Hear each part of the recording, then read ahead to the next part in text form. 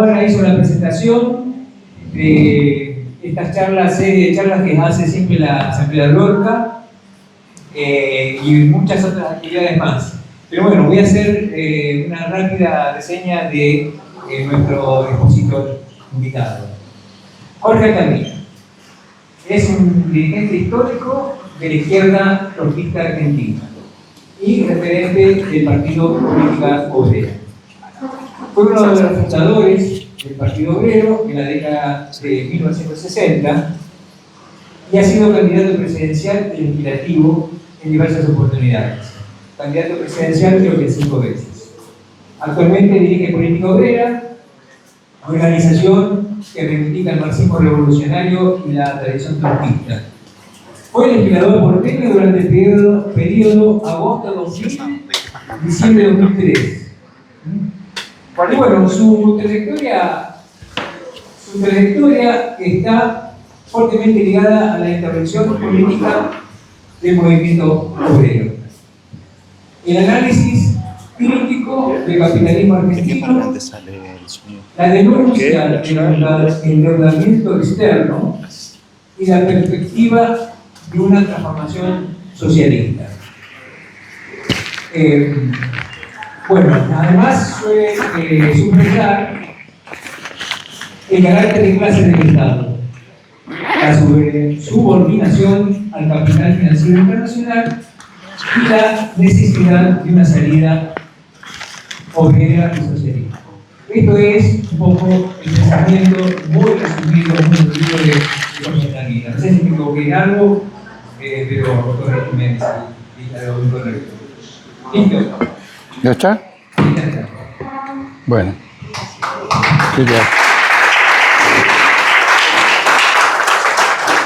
Bueno, me siento muy feliz de volver a este lugar. Me han invitado en otras ocasiones. Inclusive creo que si subo la escalera hay una radio, ¿no? Sí. Y también me han invitado, así que me siento casi como en casa. Es una pena que no esté Robelli, porque me enteré que el tenor de su intervención, el tenor de la intervención,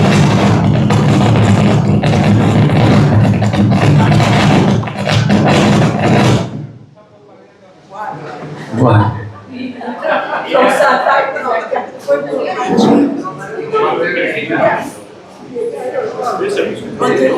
Podía hacer los misiles de Trump, pero no me inmuté.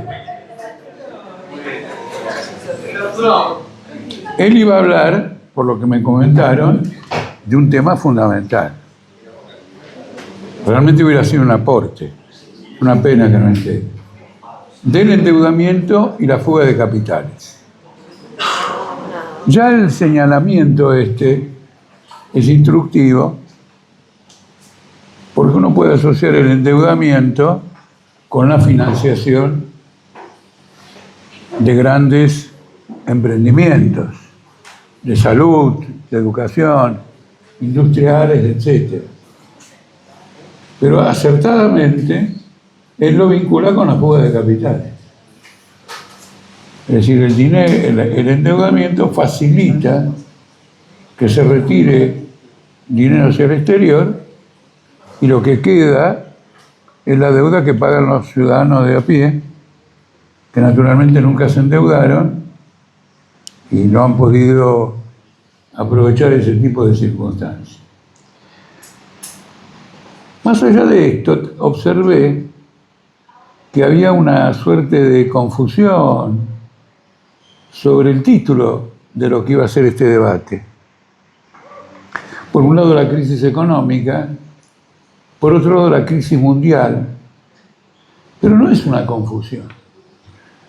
Si miramos bien lo que está pasando en el mundo, francamente es imposible discutir a fondo la evolución económica de Argentina como de cualquier país, sus perspectivas, con independencia, con autonomía, de una guerra mundial en desarrollo. Y esta es una guerra mundial en desarrollo de carácter imperialista, con gravísimas consecuencias ya mismo, pero amenazas todavía peores para el conjunto de la humanidad. Entonces, yo convencido que íbamos a charlar de economía, apreciando este escenario, voy a decir una serie de cosas sobre esta crisis mundial, esta guerra, que sería una especie de estado de situación de la organización capitalista mundial. Porque la guerra es nada más que la expresión de las contradicciones insolubles de una organización social. Ustedes cuando escuchan una información o la leen, habrán observado permanentemente el uso de la palabra geopolítica. Eso es una maniobra, ese concepto de geopolítica, eso es una maniobra intelectual para despojar a la guerra del contenido histórico y social. Porque la geopolítica adjudica un interés estatal, que podría ser abusivo, de unas naciones sobre otras. Entonces, por ejemplo, Trump quiere dominar al mundo, China no quiere que le dominen nada, y tenemos una confrontación geopolítica. ¿Y el capitalismo dónde está acá? Lo sacaron de escena. ¿Se entiende? Indudablemente que en el marco de una crisis, los estados desarrollan proyectos y ambiciones geopolíticas porque son conscientes de que estas contradicciones que están viviendo llevan una guerra. Y entonces hay que planificar la guerra políticamente y militarmente. Pero no es un choque puramente militar o un choque de ambiciones irracionales en perjuicio de la humanidad toda, sino que es la expresión de que hay una sociedad que está sufriendo una erupción en la piel. Y cualquier médico va a decir, vamos a revisarlo por adentro. No nos vamos a detener solo en la piel. Vamos a ver el estado general. El mundo capitalista en los últimos años ha pasado por crisis económicas fenomenales, como la última de 2008, en la que, por ejemplo, en noviembre del año 2008 se discutía la posibilidad de la disolución económica del capitalismo, porque todo el sistema bancario había entrado en quiebra y por lo tanto deudores y acreedores no iban a poder saldar nada, el capital se iba a paralizar y ahí es que se produce una intervención estatal extraordinaria en donde los recursos políticos del Estado, los recursos y el monopolio de la violencia del Estado van forzando a una serie de medidas para evitar que esto se venga literalmente abajo. Es decir, que la sociedad viene experimentando desde hace mucho tiempo. Esta fue la expresión más aguda. En aquel periodo, como país y como parte de una crisis mundial, vivimos lo que probablemente sea la crisis más importante desde el año 1890, con el derrumbe de la convertibilidad. Para dar un ejemplo, en una economía de mercado, en una economía monetaria, Argentina retrocedió al trueque. ¿No es cierto? Eso es una manifestación aguda de la descomposición de un sistema. Y formaba parte de una serie de crisis en las que participó Brasil, ¿no es cierto?, en las que participó Estados Unidos. Por lo tanto, fue la erupción en Argentina de un fenómeno mundial. En una ocasión, un periodista, repitiendo una cosa muy común, me dice, Jorge, no te ensañes tanto con las crisis capitalistas, porque finalmente el capitalismo no se cae. Y este es un punto que es interesante porque es una expresión aguda de ceguera. ¿En qué sentido?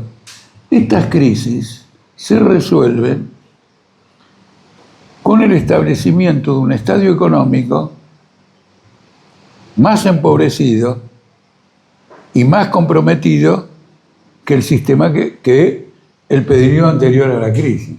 Es decir, uno puede salir de una crisis, pero el médico le va a decir, ahora estás con cuidados agudos. La próxima crisis quizá te plancha, y si no te plancha, te deja por ahí, y la tercera te plancha. Pero vos estás en un camino, en un desarrollo, en una tendencia, en la que como organización social estás agotado. Entonces el cuadro histórico de la crisis del capitalismo, y que es un fenómeno irreversible, es el agotamiento de un sistema social.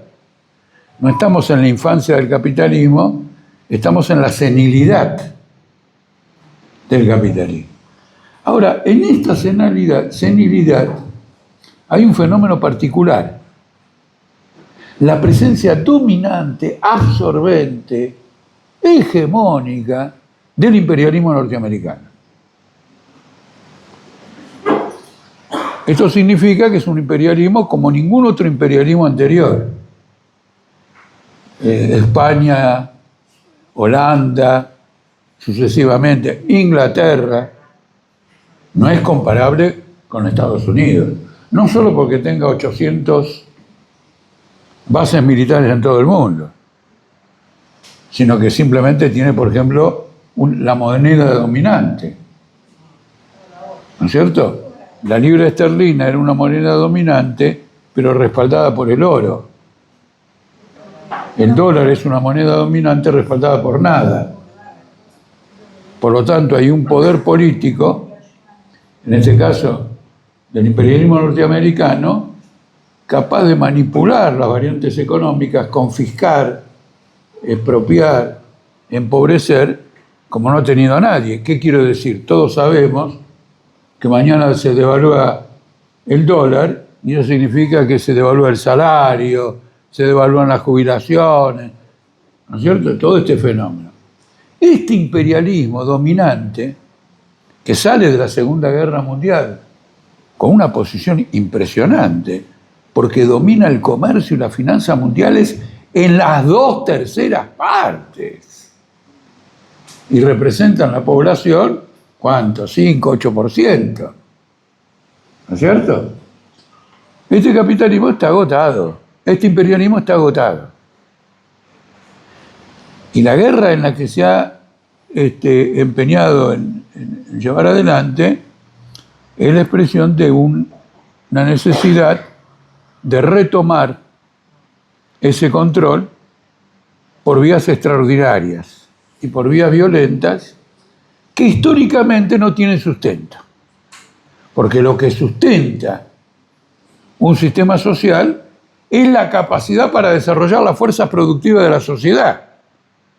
Y no que le pongan un gendarme a cada uno en la puerta de su casa. Con eso conquistarán una tranquilidad ficticia y transitoria, pero es la expresión de un régimen totalmente hundido.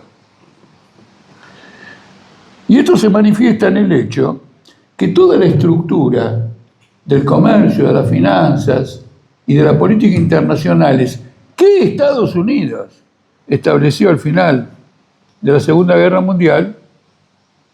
Te cambio el micrófono, así no tenés que estar manipulándolo, ¿te parece? Bueno. Porque haces... yo me muevo. A ver ahí. A ver. ¿Me escuchan? ¿Sí?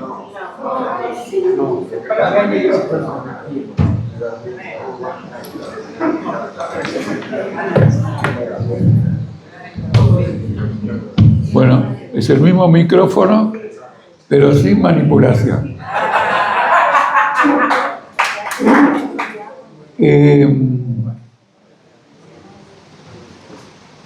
Bueno, está comprometido esta hegemonía y esta circunstancia, esta crisis de esta hegemonía del imperialismo dominante,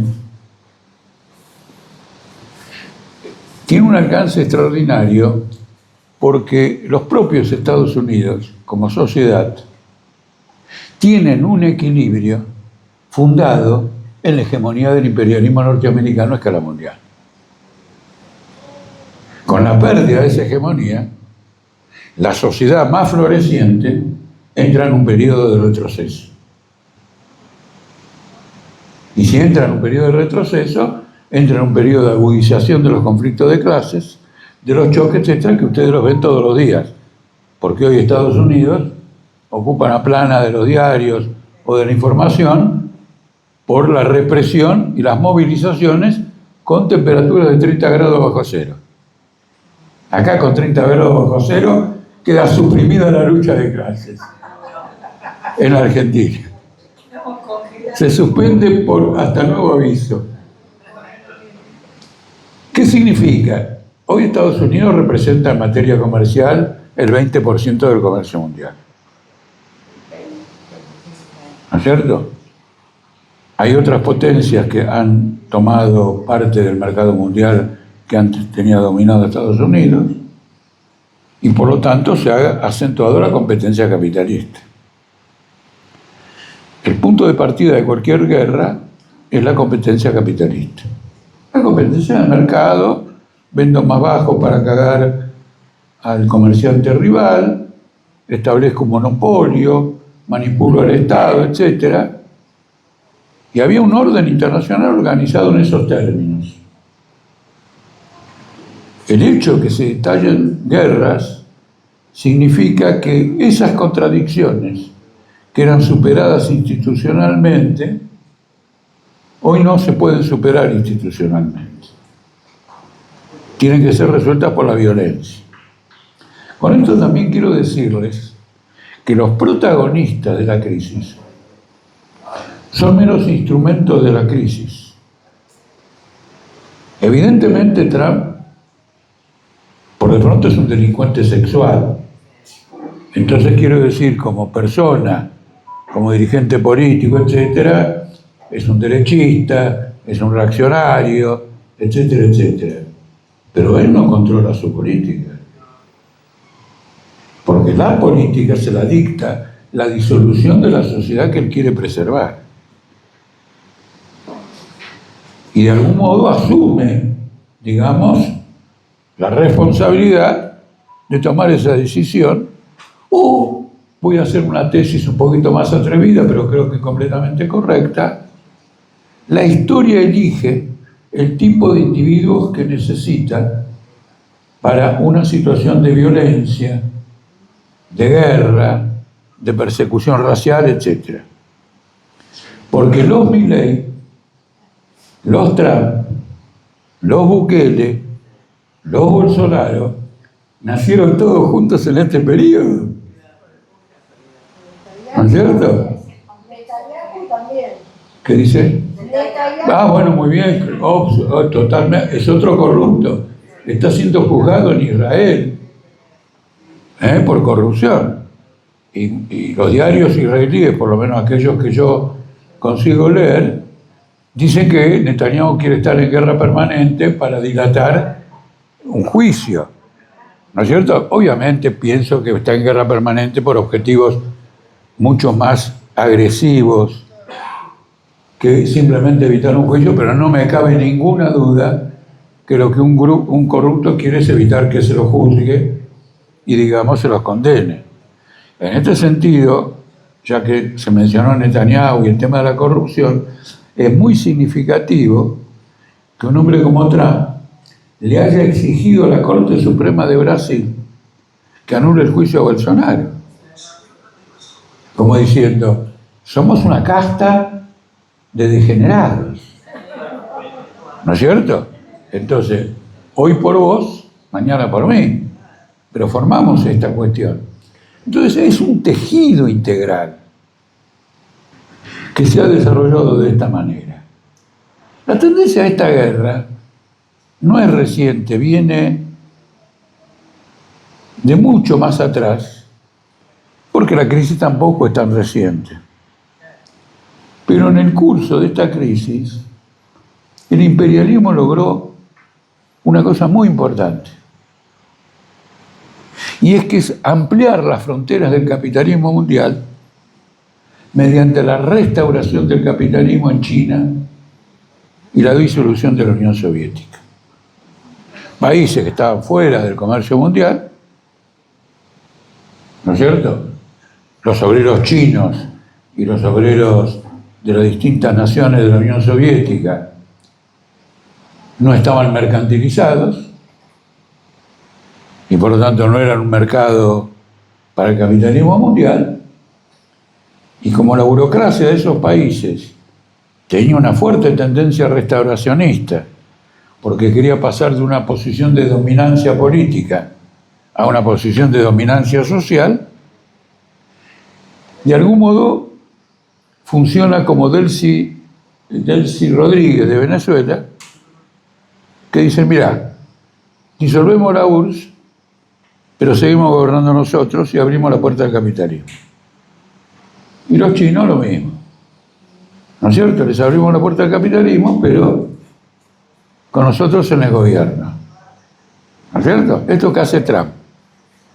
Venezuela la manejan los yanquis, dice, y Delcy Rodríguez, que toda su vida se la pasó denunciando al imperialismo yanqui, hoy gobierna para el imperialismo yanqui. Esto atenuó enormemente el horizonte de crisis del capitalismo. Las inversiones de Estados Unidos en China, con la apertura del mercado chino, eran fabulosas. Hoy todavía, la inversión del capital extranjero en China es bastante superior a la inversión de China en el extranjero. Hoy todavía, 40, 50 años después. Entonces eso atenuó. Pero como convertir a un país en capitalista es también crearse un competidor. Antes la URSS, la Unión Soviética y China no competían con el capital internacional. ¿Por qué? No tenían el acceso al mercado que tienen los capitalistas. Pero ahora China compite en el mercado mundial. Y Rusia también compite en el mercado mundial. Lo que fue una ampliación del territorio del capitalismo, ahora se manifiesta como una estrechez para acoger a un número tan grande de nuevos capitalistas. Este es el punto central. Entonces, de nuevo aparecen China y Rusia como enemigos del imperialismo norteamericano, en el sentido de que aquella restauración capitalista los integró al mercado mundial, pero no en forma de semicolonias, como por ejemplo pretendía Hitler en el caso de que hubiera triunfado en la Segunda Guerra Mundial contra la Unión Soviética y el Ejército Rojo. ¿Qué hubiera pasado ahí? ¿No es cierto? La vieja burocracia seguiría en el poder, pero con el ejército alemán adentro, ¿no es cierto? Y imponiendo todo, y lentamente desmantelando toda la estructura estatal. Eso no ocurrió. Por lo tanto, el salto ahora es ir a una confrontación para que estos rivales económicos que habían sido acoplados al capitalismo sean sometidos económicamente. Ya no hay una ampliación territorial del capitalismo. Ahora se trata de una ampliación de la esfera de dominación de este capitalismo que ya integra a todo el mundo. De ahí vienen las rivalidades, porque las rivalidades económicas están en todos los diarios, todo el tiempo. ¿Quién maneja la inteligencia artificial? ¿Quién produce los chips, los semiconductores? Las cadenas de producción. Acuérdense de esto, de las cadenas de producción, porque es un punto que tocó Milei en el discurso del domingo, muy importante, de las cadenas de producción, es decir, los imperialistas quieren dominar. Y hay una novedad. El bloque imperialista no enfrenta esta situación en común. Estados Unidos, como la potencia dominante en estado de disolución, quiere aplicar esto mismo con las naciones de la Unión Europea. que defienden un importante mercado, porque ya no son 25 mercados de 30 países, sino que han formado un mercado único, inclusive con autoridades políticas. Entonces se ha roto la OTAN, se ha roto la alianza esta, hay un enfrentamiento abierto. Entonces la guerra es mundial. Con este ataque a Irán, la frontera de la guerra mundial se extiende enormemente porque hasta ahora parecía, era muy importante, se encontraba en Europa, pero era también el Medio Oriente, por ejemplo. La masacre que ha hecho Netanyahu con Gaza no es un problema local, aunque para las autoridades israelíes sean los intereses de ellos. Es un problema mundial, porque juntamente con esta masacre hubo un ataque al Líbano, hubo un ataque en Siria, y en Cisjordania están echando a patadas y a tiros y en base a crímenes a la población palestina para extender el territorio oficial del Estado de Israel.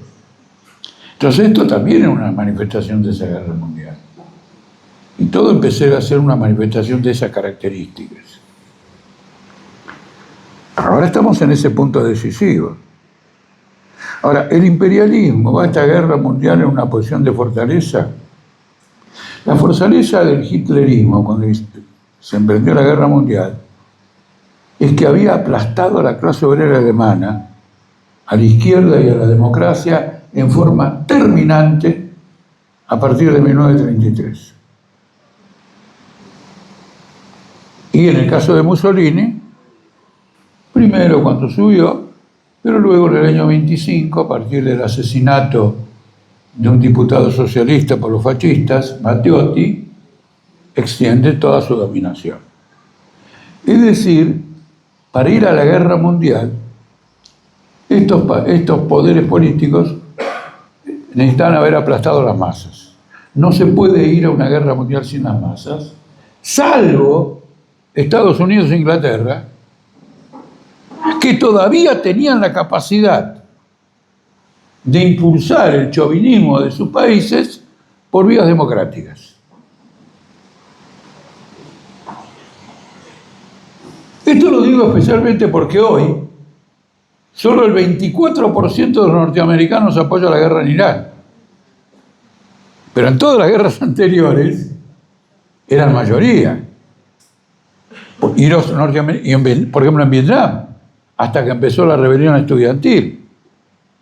¿Y cuál es el argumento? Estamos yendo a otros países a defender la democracia.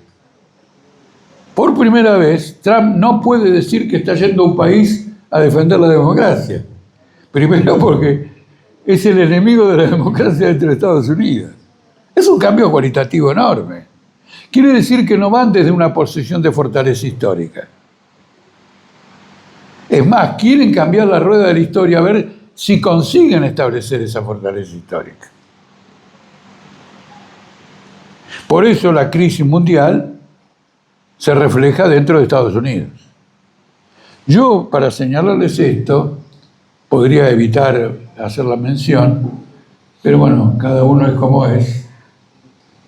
Hay una observación de un dirigente nazi fantástica en un libro que se llama Dentro del Tercer Reich. El autor es Albert Speer, ministro de armamento de Hitler. Y hace una observación que me quedó para siempre. Así que de algún modo la vamos a compartir. ¿Por qué Hitler, a diferencia de Churchill, no reemplazó a los obreros alemanes que iban a la guerra con las mujeres alemanas? ¿Y por qué Churchill reemplazó en las fábricas a los obreros ingleses que iban a la guerra con las mujeres de Inglaterra?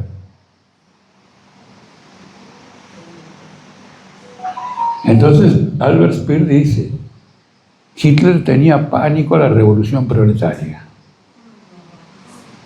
y entendía que incorporar a las mujeres a la producción ampliaba la esfera de las contradicciones sociales y entonces conducía a esto.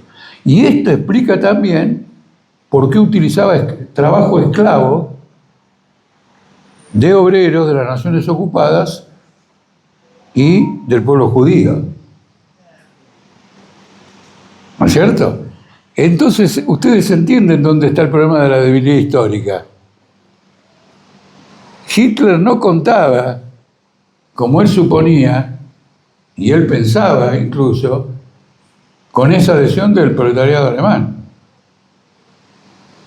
Entonces quería que conservara sus niveles tradicionales de existencia y no arriesgar a que las mujeres alemanas se incorporaran a la producción.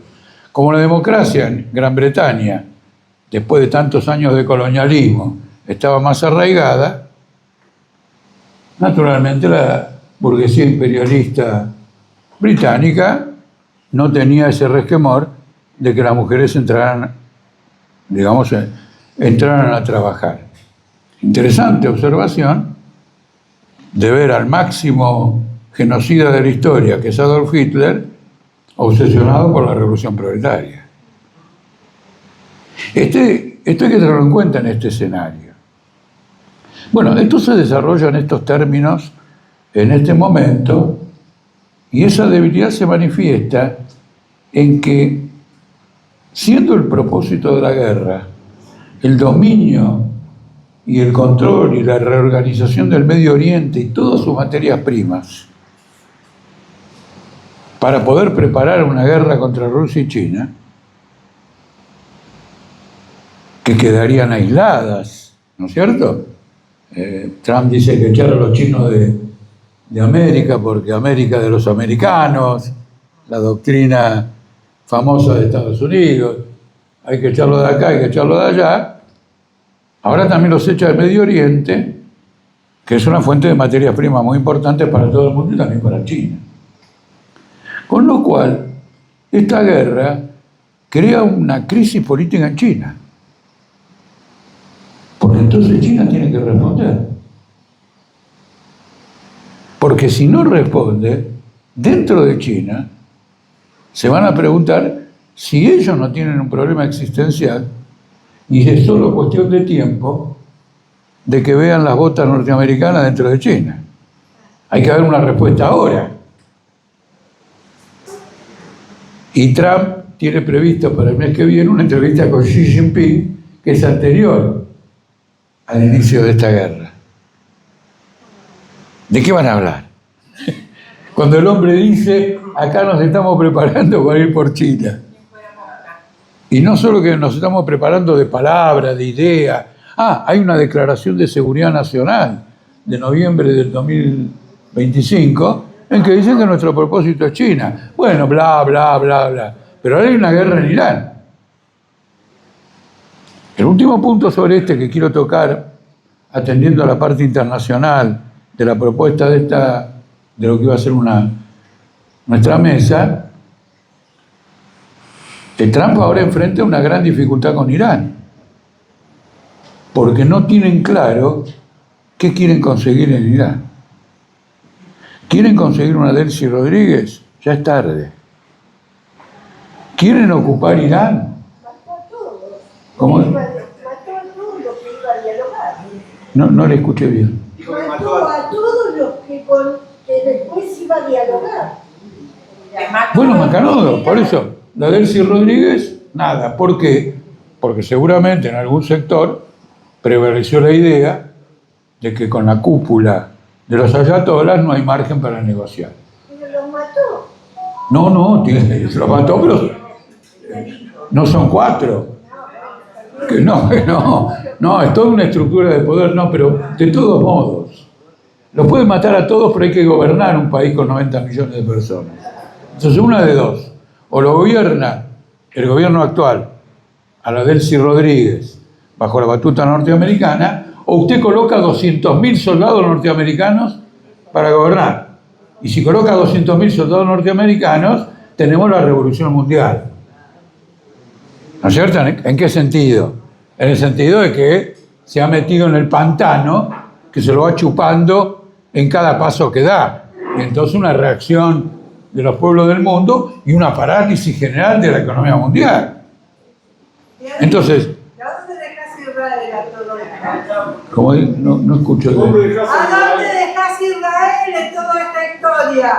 De Trump. No, bueno, Israel está apoyando todo esto, pero Israel no puede. ¿Cree que es la que fomenta? No, ocurre lo siguiente.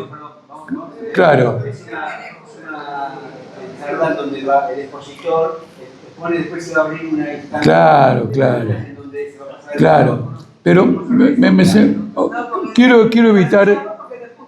quiero evitar algunas observaciones que serían de detalle importantísimas para poder manejar un tiempo responsable de intervención. Pero dada la inquietud, es indudable que Netanyahu ha tenido mucha influencia en la decisión de atacar a Irán,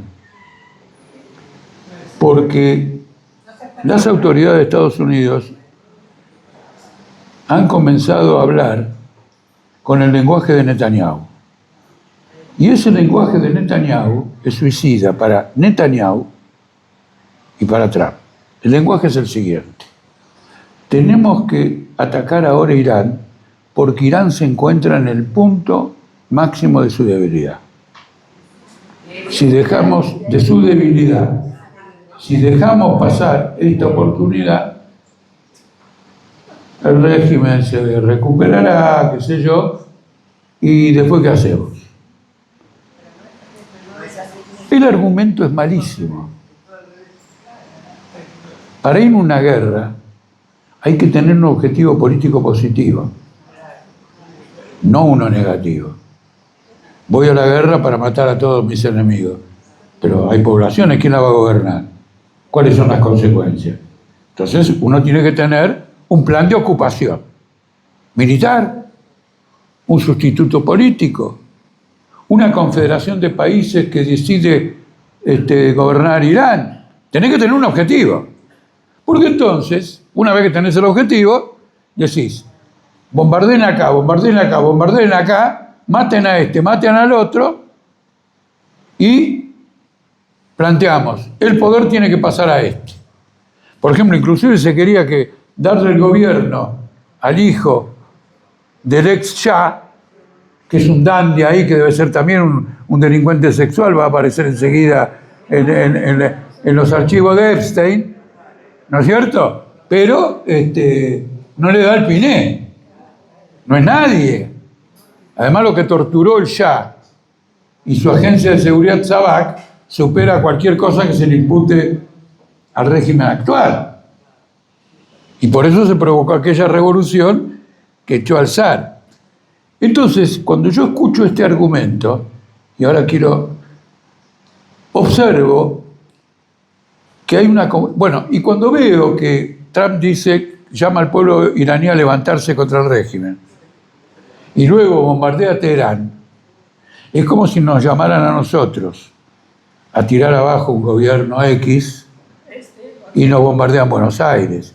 Porque si nos bombardean Buenos Aires, nosotros lo que vamos a hacer, en lugar de tirar al régimen, es meternos en un refugio. ¿Entiende o no? Para que no nos alcance la bomba. No es de esa manera que se invita.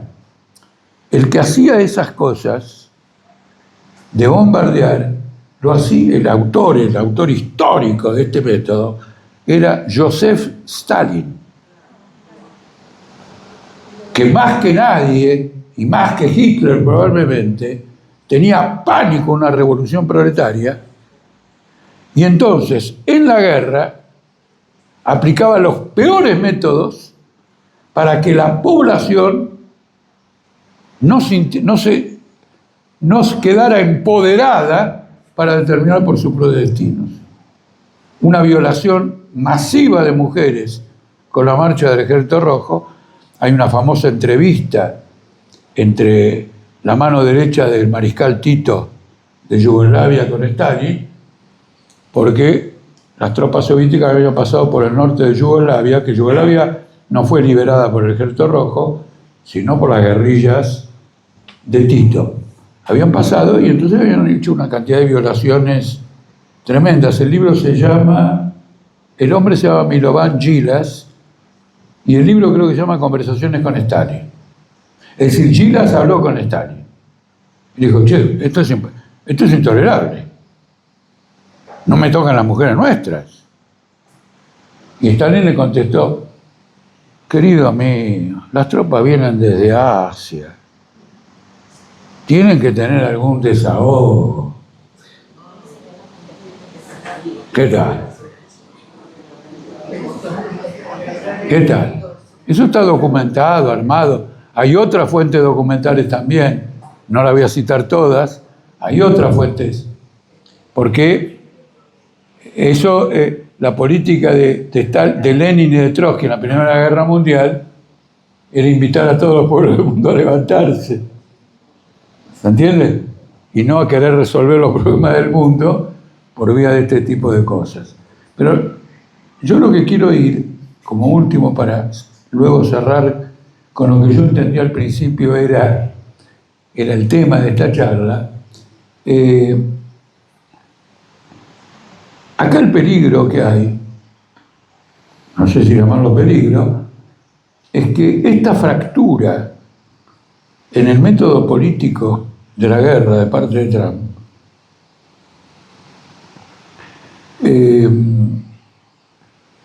lleve a la clase capitalista mundial a entender que esta guerra es un suicidio.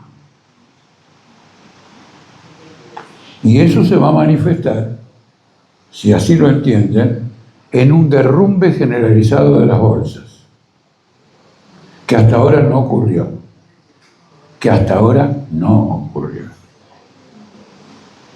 Pero significativamente, por primera vez en la historia del mercado de valores de Nueva York, en una guerra y en una situación de peligro, los inversores no fueron a refugiarse en los bonos de la deuda norteamericana.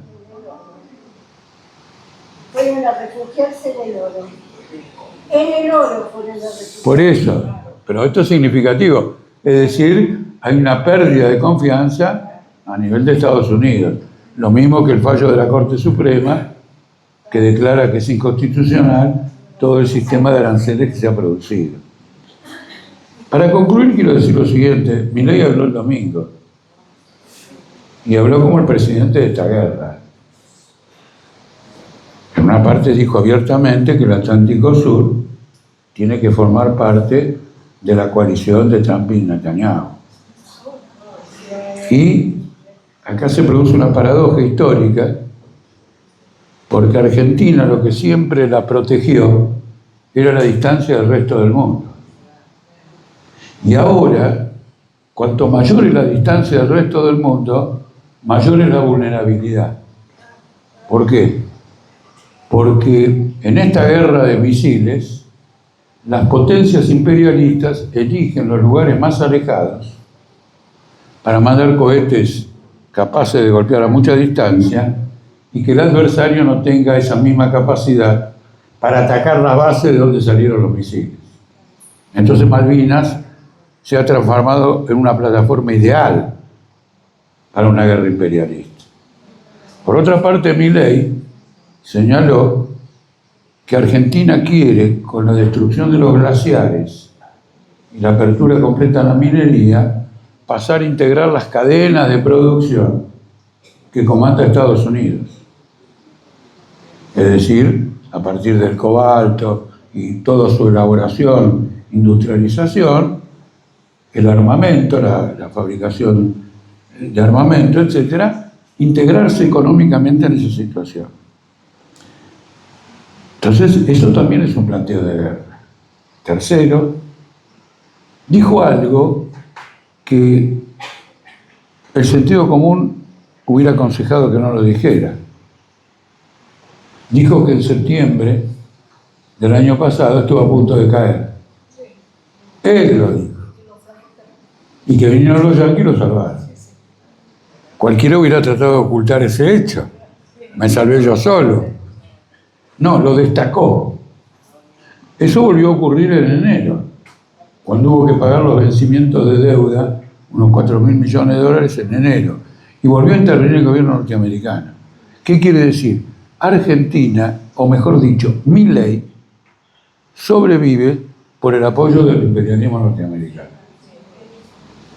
Y el imperialismo norteamericano quiere que Argentina esté gobernada por Milei. Entonces, en el discurso, él hace una afirmación muy importante, que él quiere modificar la arquitectura institucional de Argentina. ¿No es cierto? Trump y Bolsonaro dieron un golpe de Estado y desconocer las elecciones.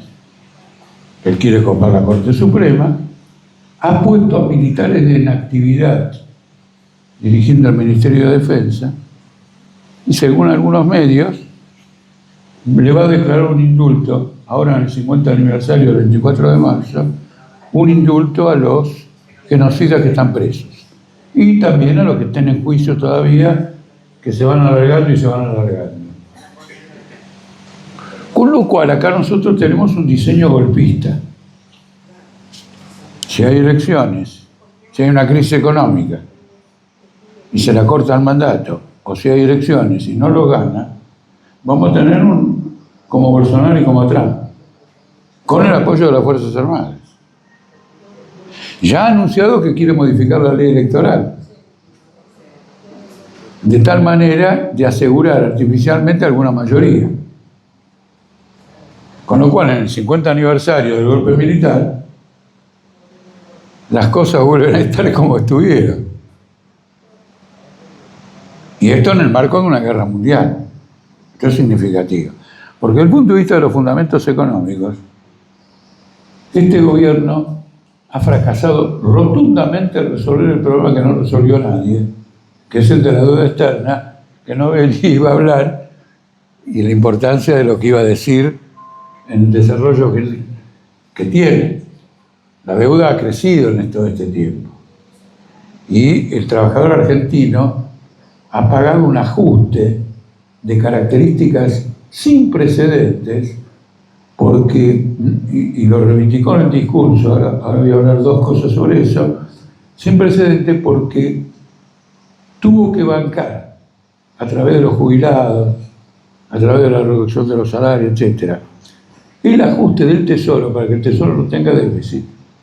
Y además, pagar la deuda que el Banco Central tenía con los bancos privados desde la época de Alberto Fernández, cuando Alberto Fernández financió a los capitalistas durante la pandemia mediante la emisión de moneda. Así que fue un ajuste brutal. Él dijo, yo voy a hacer un ajuste del 20%, 5% del Tesoro, menos gastos del Estado, y 15%, 5%, y 15% de la deuda del Banco Central. Entonces es un gobierno profundamente reaccionario que ha resuelto, ha seguido el camino de equilibrar la situación financiera mediante una acumulación mayor de deuda que la que existía. ¿Cuál es el problema? Mientras las tasas de interés internacionales y la ayuda del Tesoro norteamericano permitan transitar esto de una u otra manera, bueno, un mes, 2 meses, medio año, va navegando.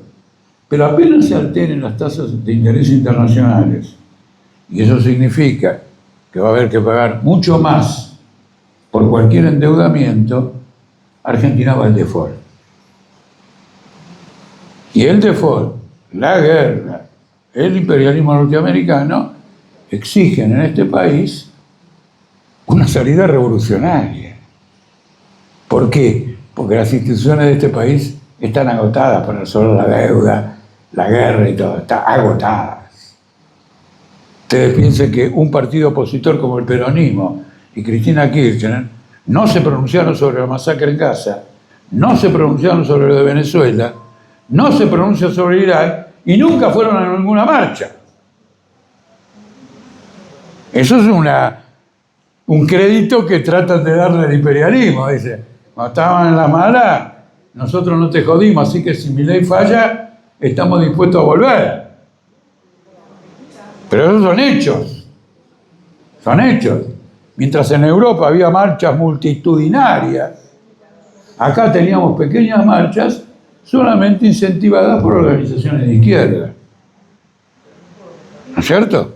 Bueno, algunos peronistas, yo tengo peronistas amigos que vinieron a la marcha, 3, 4, 5, con los cuales les dije, che, ¿y qué le vamos a hacer? Asamblea Local ya está anotado en los derechos. Terminé. O sea, bueno,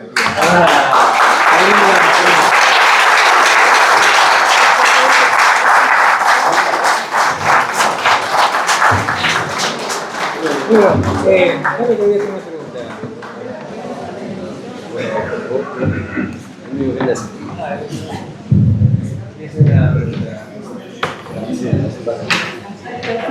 Bueno, le agradecemos entonces a nuestro invitado del día de hoy de este ciclo de charlas de Asamblea Lorca 2026, que este es un ciclo que ya lleva 3 años en el cual han venido y han participado exponentes de ideas políticas de 360 grados de lo que es la amplitud política, que es el espíritu de Asamblea Lorca, ¿sí? Le agradecemos. Y ahora va a decir unas palabras el moderador, Horacio González, y luego vamos a abrir una instancia de debate. Perdón, de preguntas y respuestas. No, quería hacerle una pregunta a Jorge con respecto a la posición argentina, con respecto al funcionario militar de Gendarmería Nacional, que fue de visita a Venezuela, se supone, para un familiar y para analizar los gusanos de seda venezolanos. Se supone. Y fue detenido en Venezuela por algo, digamos por algo, porque no sabemos exactamente bien. Ahora, la pregunta mía es la siguiente. La posición argentina, que ha estado callada, que ha entrado en un silencio estratégico, eso se hace, a mi modo de ver, cuando alguien es un espía. O sea, los espías o se abandonan el país de origen del espía, lo abandona o lo cambia, lo canjea. ¿Qué pasó ahora? Esa es la pregunta. ¿Qué pasó ahora que ese silencio estratégico fue muy grande? Bueno, ya no tengo más. Miren, tengo una novedad, probablemente ustedes la conozcan también, pero hoy habló Gallo. Fue un discurso completamente reaccionario.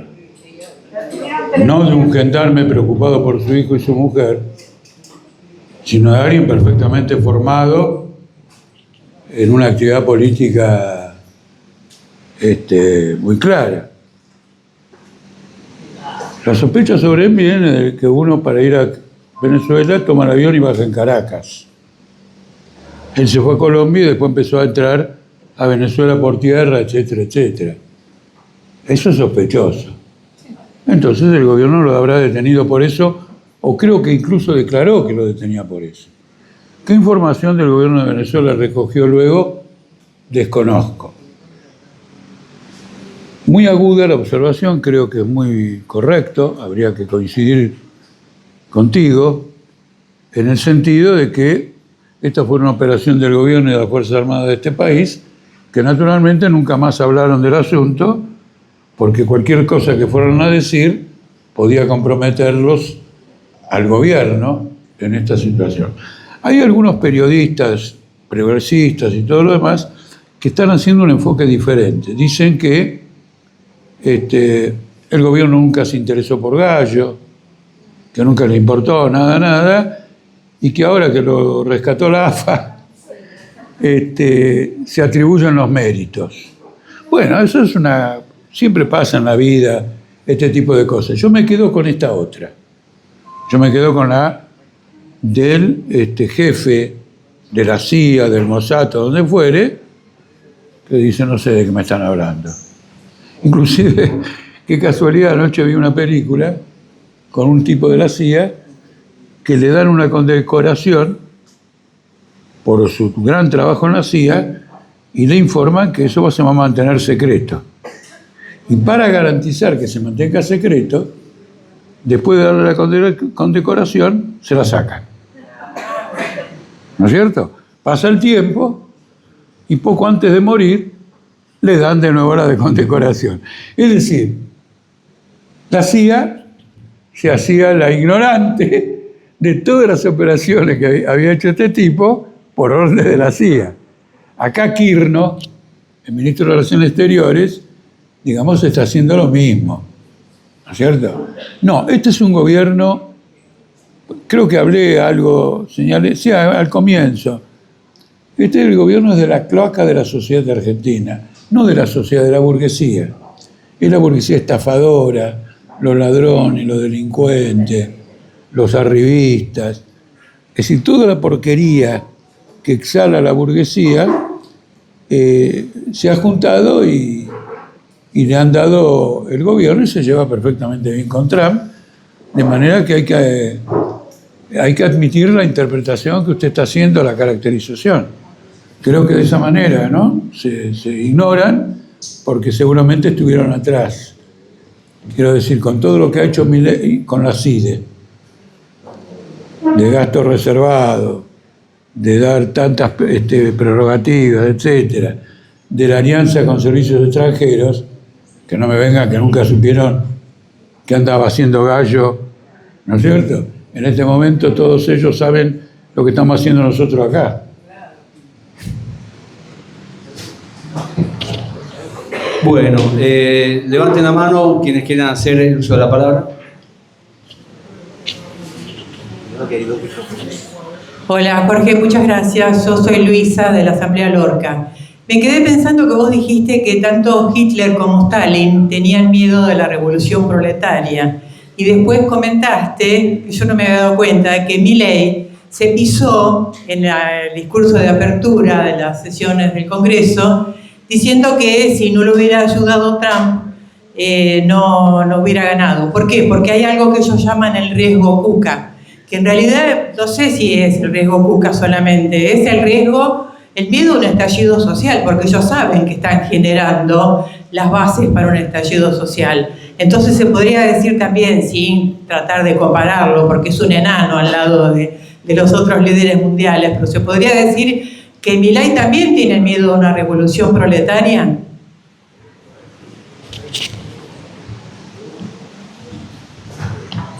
Mire, lo ha dicho. Estos son puntos en que yo trato de no especular, porque después dicen que especulando uno está expresando los prejuicios de un izquierdista. Entonces voy a los hechos. Nadie que no tenga ese temor tuitea que hay que aniquilar a la izquierda. Y Santiago Caputo, Milei y otros han expresado eso. Ellos no están hablando de que hay que derrotar políticamente a la izquierda y ganar una batalla cultural. Hablan del aniquilamiento. Quiere decir que ven en la izquierda, que reclama una posición histórica del proletariado, un enemigo mortal. Este es el punto central. Y después usted hizo una observación que me pareció bien, porque preocupado por seguir otros aspectos del debate, no le presté atención al tema del peligro Kuka. Acá no puede haber ningún peligro Kuka para Milei. De la misma manera que Irán no era un peligro para Estados Unidos. Trump dice ahora que estaba a punto de mandarle un cohete atómico. No tiene bomba atómica, no tiene los cohetes para esa distancia, y decía que va. Él está desviando la atención porque no quiere que se interprete. Él usa mucho esta expresión, el peligro Kuka, para explicar por qué la deuda sigue pagando altas tasas de interés. Y entonces no, es el peligro Kuka. Si él, en lugar de, para hablar honestamente, dejemos de lado si hay un peligro Kuka o no, honestamente, mira los números, ve que no tiene los mangos para pagar la deuda, que no tiene los intereses, que está falseando la contabilidad pública porque no computan los gastos, los intereses de la deuda que contrajo para pagar esos gastos, él tiene que decir, no baja el riesgo país por mi ley, por la crisis económica, por la especulación internacional. ¿Me explico? No tiene nada que ver. Además, hoy a la mañana, creo que fui a la mañana, a lo mejor me equivoco en el horario, Axel Kicillof firmó con Baradel un acuerdo salarial que aumenta el 1,8% del salario de los docentes. Ese no es un acuerdo colectivo que amenace al gobierno de Milei, ni que mejore a los trabajadores. Milei firma los mismos convenios en las áreas que les compete a él. Me refiero a los docentes de la provincia de Buenos Aires, ¿no es cierto? De Kicillof. Están haciendo una política de ajuste contra los trabajadores idéntica. Segundo lugar, FATE está en la provincia de Buenos Aires. Y el comportamiento de la Secretaría de Trabajo de la provincia de Buenos Aires no difiere del capital humano de esta gente. Entonces es un invento distraccionista que puede jugar un rol, no desconozcamos eso, en desviar la atención de mucha gente. Para que ustedes vean, cuando yo lo escuché decir eso no me di cuenta, no se me ocurrió reflexionar de que era esta maniobra que ahora estoy denunciando y que no había ningún peligro Cuca por prestarle atención a otras cosas. ¿Qué pasa con otras personas que no se interesan tanto como me intereso yo por el seguimiento de los hechos políticos? Pero ¿cuánto puede durar? No puede durar nada, absolutamente nada. Después le quiero decir una cosa. Cristina Kirchner, en un discurso televisivo, se enorgulleció de haber pagado 174.000 millones de dólares de la deuda.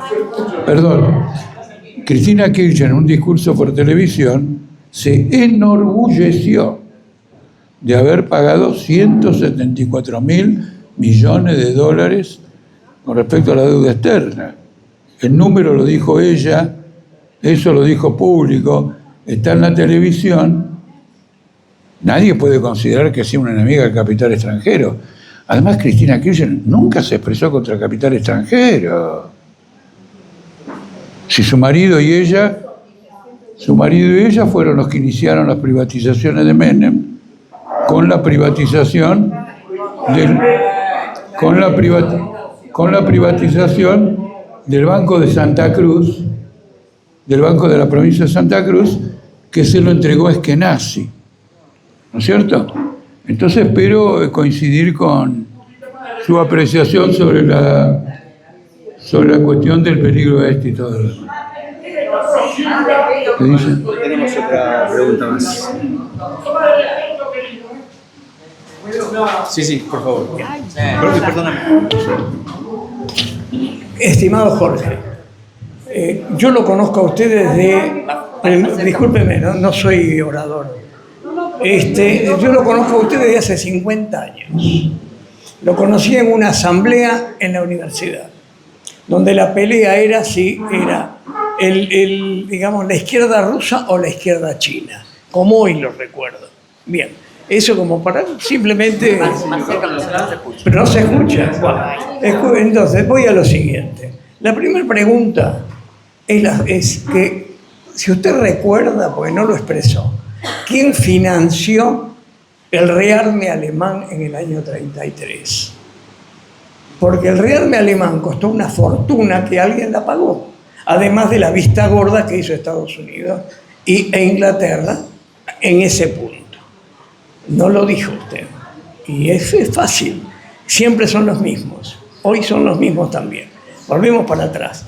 Respecto del gobierno CAP, primero le aclaro una cosa muy importante. Yo no soy peronista. Yo no soy peronista, soy liberal. Pero tengo que responder a la verdad.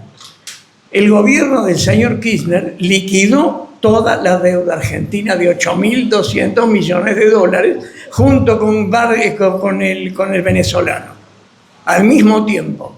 Y luego, para refrendarlo en concreto, dejémoslo, no agreguemos, dejémoslo pesado. ¿Me entiende? Y luego, ¿qué pasó? El ministro Duhovne, usted recordará, En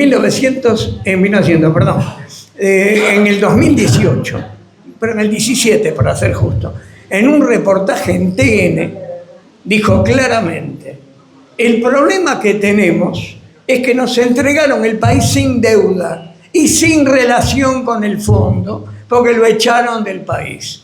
Tenemos que de alguna manera recomponer lo nuestro con el fondo. Ergo, todo lo que es deuda que hoy estamos pagando es consecuencia de la que tomó Macri con Caputo en el año 18 y incrementó este sujeto ahora de una forma absolutamente monstruosa. El total son 418 mil millones de dólares. Y cuando lo entregó Cristina no había deuda, ni una moneda en dólares. Así que cuando usted dice que estaba pagando algo de deuda de Cristina, no es cierto. Cuando dice que Cristina pagó 17 Pero ¿cómo tampoco bajó la deuda si no la pagó? Si la pagó, no le dije que pagó 8.000 y lo echó al fondo a la mierda. No, la deuda externa pagó 174. No, querido, no. Si la pagó... Case los libros. Pero bueno, lo dijo, pero permítame, por favor. No, quiero señalar lo siguiente. El propósito de mi intervención fue atenerme al análisis de la agenda propuesta por la Asamblea y algunas observaciones contra este y contra el otro eran derivadas de esta temática, de la temática esta. No vine a hablar de otro tema, por ejemplo, de Cristina Kirchner.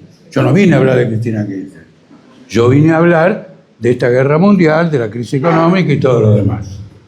Surgieron una cantidad de problemas y entonces señalé que ningún kirchnerista vino a una marcha contra el masaje en casa, por ejemplo. ¿No es cierto?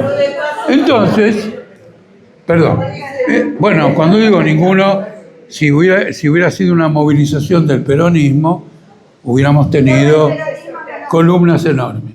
Pero de todos modos, este es un cuento ya tan repetido. Yo no lo introduje, yo simplemente he tratado de declarar algo que es una guerra criminal contra la humanidad entera, sus fundamentos económicos, la crítica a la geopolítica, la base en la organización capitalista y todo lo demás. Ahora le digo lo siguiente. Si Argentina, cuando subió Macri, no tenía deuda externa, y Argentina, cuando subió Kirchner, sí la tenía, alguien la pagó. ¿No es cierto? Por eso. Denme un segundo. Alguien la pagó. Por lo tanto, cuando yo digo que pagaron todo esto, estoy diciendo la verdad. ¿No es cierto? Unos se endeudan, no, permítame, unos se endeudan y otros la pagan. Gracias a que esto la pagan, los que vienen se endeudan y después viene Alberto Fernández y de nuevo la paga. Pero quiero hacer una observación. ¿De dónde podía sacar cualquier gobierno que fuera el dinero para pagar? ¿De dónde la podía sacar? Lo sacaron del Fondo de Garantía del ANSES. Es decir, que cambiaron la deuda que tenían con el sector privado para enchufarle la deuda al Fondo de Garantía del ANSES de los jubilados, con el argumento, la falta de deuda tiene como argumento que como es una deuda de familia, es decir, yo tenía una deuda con usted y la transformé en una deuda con mi hermano. Me desendeudé, lo cagué a mi hermano. Es así. Bueno, no importa. Bueno, también, podemos discutir el tema. Digamos, con respecto a eso, como para moderar un poquito. No, quiero pedir un favor. ¿Podemos discutir la charla misma? Sí, por eso. Hablemos si de la no charla. discutimos la charla misma, no me interesa. Tiene razón. Hablemos dentro de los términos de la charla. Por ejemplo, podríamos decir que al momento de hacer un desendeudamiento del kirchnerismo, lo que hace también es desligar las fuerzas productivas de Argentina respecto de la manipulación del FMI. Y acá entonces hubo una reindustrialización. Digamos eso también. Bien, que preguntó la pregunta. Sí, bueno, pero acá... No, hay que darle lugar a todos. Démosle lugar a otra persona. ¿Podemos hacer una ronda de preguntas y después responda a todas juntas? Porque si no... Sí, vos señalaste en la intervención el temor que tenía el Hitler con respecto a la revolución proletaria en Alemania. Y ahora nosotros estamos en presencia de todo un cuadro mundial donde la lucha de clases ha dado algunos indicios. Uno de ellos es la huelga portuaria genovesa, donde desató después la huelga general o el paro, ¿no es cierto?, en toda Italia. La pregunta es, ¿qué rol va a jugar la clase obrera frente a la guerra? Y, por ejemplo, acá en Argentina, Milei está desatando una política completamente antiobrera y de alguna manera la reforma laboral y todo lo demás está siendo enfrentada por los obreros de FATI, por otras huelgas y otras luchas. Entonces la pregunta es, ¿cómo se va a desenvolver la lucha de la clase obrera y qué rol va a jugar la clase obrera frente a este derrumbe general y a la guerra que evidentemente hay que evitar, ¿no?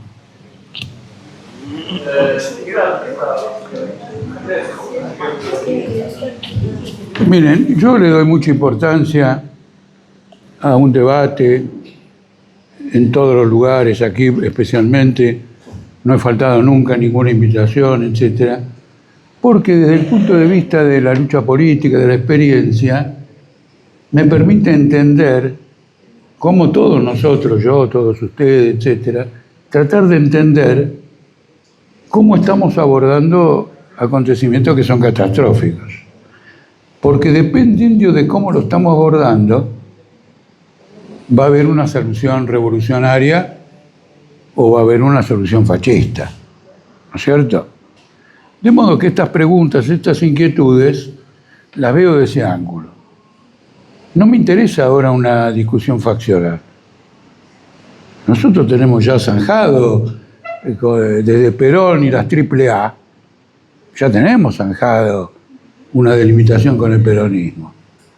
Ahora estamos discutiendo problemas nuevos que nos afectan a todos y le fijo una posición. Ahora con esta pregunta me pidieron una cosa imposible, que es que haga una profecía. No solo que no tengo los dones para hacer profecías, sino que creo que no existe eso, que no existe la profecía. ¿No es cierto? ¿Quién puede decir, quién puede responder cómo va a responder la clase obrera internacional a todo esto? No tengo la menor idea. No, permítame porque quiero desenvolver un poco. Este no es el punto. El punto es el siguiente. En primer lugar, yo para simplificar dije, citando a un ministro de Hitler, ¿por qué no incorporó a las mujeres al trabajo? Y entonces era por la revolución proletaria. Me tomaron muy literalmente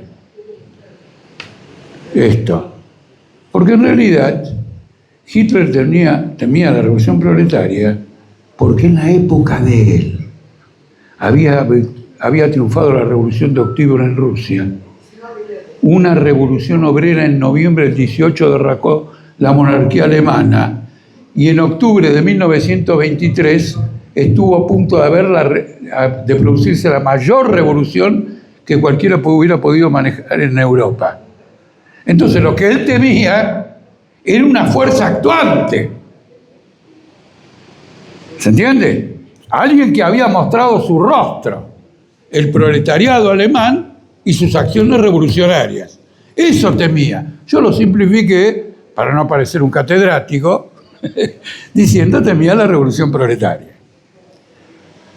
La burguesía hoy cree que no existe ese peligro. No es que no intuya que puede existir, pero no existe el peligro. No hay un partido bolchevique en Estados Unidos, en Italia, donde sea. Las direcciones sindicales no son entreguistas solo en la Argentina, lo son en Italia, en Francia, en Estados Unidos. La burocracia sindical está entregada en todo el mundo. Los partidos de izquierda apoyan la guerra de la OTAN en Ucrania. Entonces la pregunta, che, ¿cómo va a actuar la clase obrera? No es una pregunta, es una pregunta muy vacía. No la puedo responder. Lo que quiero señalar es cómo los alineamientos que hay en este momento en el mundo conspiran contra una acción independiente de la clase obrera. Conspiran. ¿O por qué nosotros somos ultraminoritarios? Porque tenemos este enfrentamiento político. Nosotros no estamos juntando votos para las elecciones del 27 cuando criticamos algo de Cristina Kirchner. Estamos dando un panorama político de conjunto del alineamiento de las fuerzas frente a una guerra mundial. Ahora bien, acá pueden pasar dos cosas. Que haya gente que lo advierta, compañeros siempre, compañeras y compañeros, que no lo advierta. No que se hace el boludo, no lo advierte. Y es lógico, es un fenómeno muy nuevo, muy catastrófico. Por de pronto, los que no lo advierten me han invitado a que venga a hablar de eso. Ah, bueno, ya tanto no es que no lo advierten. ¿Se entiende? Vamos yendo, vamos haciendo un esfuerzo. En algún momento se van a producir saltos de calidad. En Argentina, no sé, a lo mejor en otro lugar, pero nos ilumina. Por ejemplo, la resistencia de Minneapolis contra estos represores de los inmigrantes llegó a muchos hogares de todo el mundo. La masacre de palestinos llegó a muchos lugares en todo el mundo. Tanto que en un momento yo no mencioné a Netanyahu y alguien acá en la audiencia me dijo, ¿y Netanyahu? Bien. Yo no lo sentí como que me estaba atacando a mí por no decir a Netanyahu. Yo lo que dije que bien. Lo cierto es que tiene esta observación porque es importante lo que me está diciendo. Los paradigmas con que nosotros discutimos no tienen nada que ver con la discusión tradicional en este país. Me cago en una pelea faccional porque el problema que hay es que los explotados del mundo entero puedan detener la destrucción de la humanidad. Y esto, que es una frase rimbombante, dicha hace 20 años atrás, hoy a cada uno le resulta natural. Hoy fui a hacer un trámite en un banco, menor, 2 cositas, y el cajero me dice, Jorge, estoy preocupadísimo. Dije, bueno, está bien. Por lo menos ya hay bancarios, estamos alejados del teatro de la guerra, y hay gente que está preocupada. Entonces no puedo saber cómo se va a actuar. Lo que quiero decir es esto. 1. ¿Quién puede detener esta masacre? El proletariado internacional. ¿Cómo puede llegar a detenerla? Delimitándose de todos los colaboradores con esta guerra. La izquierda que apoya la guerra de la OTAN en Ucrania. Hoy, por ejemplo, leí un artículo de una organización inglesa, Socialist Workers' Party, que no digamos que apoya la guerra contra Irán, pero casi le dan el palo. Casi le dan el palo. De supongamos 10 párrafos, 8 son una denuncia de los ayatolas. ¿Se entiende? Y en 2 dicen, no, pero el imperialismo, le dan el palo. En este momento dejemos a los ayatolas. Digámosle a los obreros de todo el mundo, ¿cómo hacemos para derrotar a Trump? Obvio. Además no tenemos, ya que dijeron que, bueno, quiero aclarar una cosa, esa historia de la izquierda rusa, izquierda china, revela que este hombre no me conoce ni de hace 50 años, ni de hace 20, ni de hace 25, perdón. Este hombre no me conoce, que dijo que me conocía hacía 50 años. Ese es un problema del partido maoísta acá en Argentina, que decía que Videla era prorruso y Suárez Mason era pro-chino, y dijo que el golpe militar del 76 era un golpe militar prorruso. Nunca tuve nada que ver con una cosa así. Lo aclaro por si alguien logró entender algo. Quiere decir que hay que tratar de retener la juventud que tenemos todos, cualquiera sea la edad, y estar abiertos a las posibilidades. Capaz que nos morimos dentro de 4 años, pero hasta el día previo estemos abiertos a las posibilidades. Por lo menos podemos contagiar a alguien de esa apertura. Entonces yo propongo un debate mucho más profundo. Las raíces de esta guerra, su gestación, el alcance, la muerte de la sociedad capitalista, que no por muerta, no está, al revés, por muerta está causando un daño absolutamente descomunal. Este es el tema. Lo demás son incidencias. Hay gente que dice que si la ANSES es acreedora del gobierno, como son los dos partes del Estado, no hay deuda. Es muy peligrosa esa afirmación, porque toda la vida hemos luchado para que el sistema jubilatorio no sea tutelado por el Estado, porque el Estado es el mayor evasor de los aportes jubilatorios en este país. Bueno, un aplauso para nuestro invitado del día de hoy. Muchas gracias, Jorge. Muchas gracias por participar, por darnos tu punto de vista. Y cumplimos con nuestra función de Asamblea Lorca justamente de utilizar este espacio, este ciclo de charlas 2026, por tercer año consecutivo, para escuchar las propuestas. Y eso último que dijiste me parece que es lo más valioso, de estar preparado para el debate. Porque es el debate de ideas, es en nuestro convencimiento es donde tiene que ocurrir esa evolución de decir, o de encontrar cuáles son los caminos políticos. Claro, no hay nadie está iluminado ni va a iluminar a los demás, sino que justamente vamos a ser los ciudadanos, los vecinos, las vecinas, quienes vamos a encontrarnos entonces con las distintas ideas, ¿sí? Y a partir de ahí poder elaborar nuestros propios caminos para la liberación. Bueno, muchísimas gracias y será hasta la próxima.